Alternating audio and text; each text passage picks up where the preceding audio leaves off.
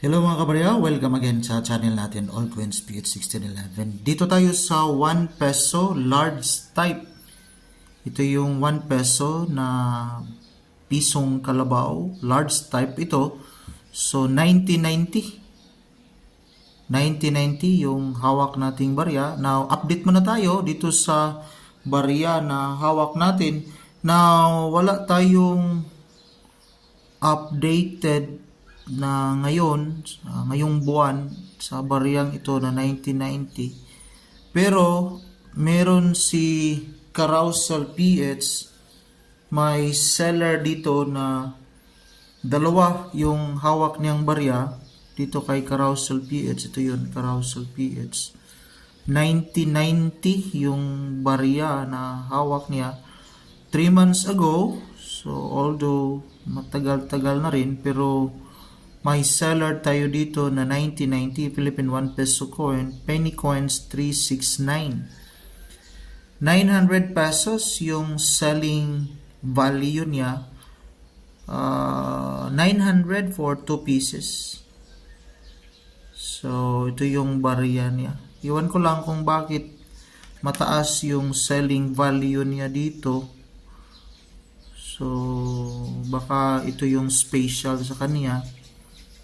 Pero although hindi naman masyadong unique yung barya niya, pero yun yung selling value niya, 900 pesos sa dalawang klaseng barya. Now, linawin lang natin, hindi ibig sabihin yun yung selling value sa isang tao, yun na talaga yung value. Dito kasi sa coins na ibinibinta, kahit magkano yung selling value sa isang seller, hindi yun mag-matter kung walang buyer talaga. So, yung buyer naman, hinahanap naman niya yung price na doon siya makakuha ng just na bayad o value din sa kanyang binibili. While dito naman kay in.numista.com, 36% yung 1990. So, common na common. 15 pesos yung fine, very fine 26. 49 yung extra fine, almost uncirculated 49. 61 pesos.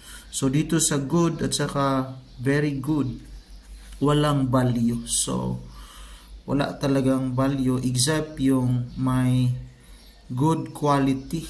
So, sa mga nagtatanong kung may value yung coins nila, depende na rin kung anong klaseng coin yung hawak po natin mga kabarya.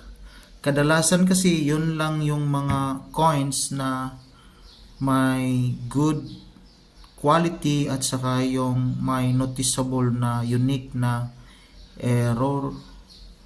So ito yung barya na hawak natin. Sa ngayon, itong hawak nating barya, so para sa akin wala itong value at wala na ring bibili sa ganitong klaseng barya.